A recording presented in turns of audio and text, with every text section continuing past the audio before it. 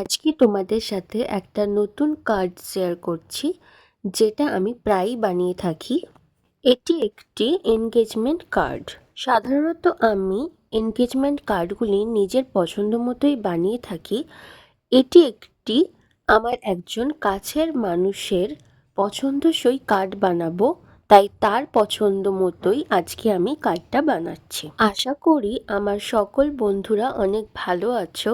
আর এই মুহূর্তে যারা নতুন আমার ভিডিওটি দেখছো, তাদেরকে জানাই আমার চ্যানেলে অনেক স্বাগত।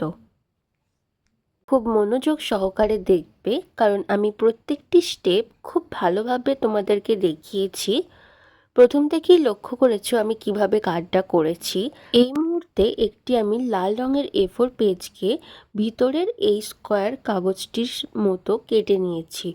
এরপর এই কাগজটির ঠিক ওপরে আমি আঠাটা লাগিয়েছি, যাতে একেবারেই নিচের দিকে লেগে না যায়, সেই দিকে লক্ষ্য রাখবে।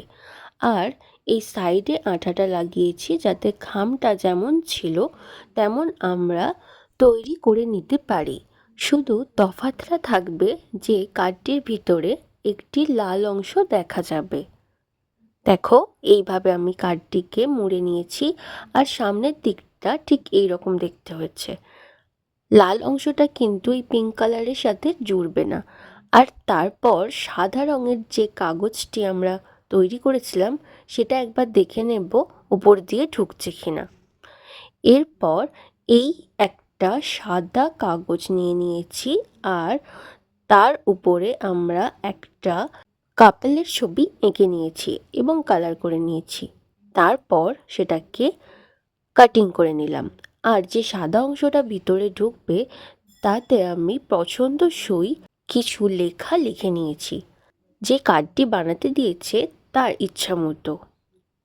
এরপর সাদা অংশটিকে এইভাবে আমি কার্ডের ভিতরে ঢুকিয়ে দেব।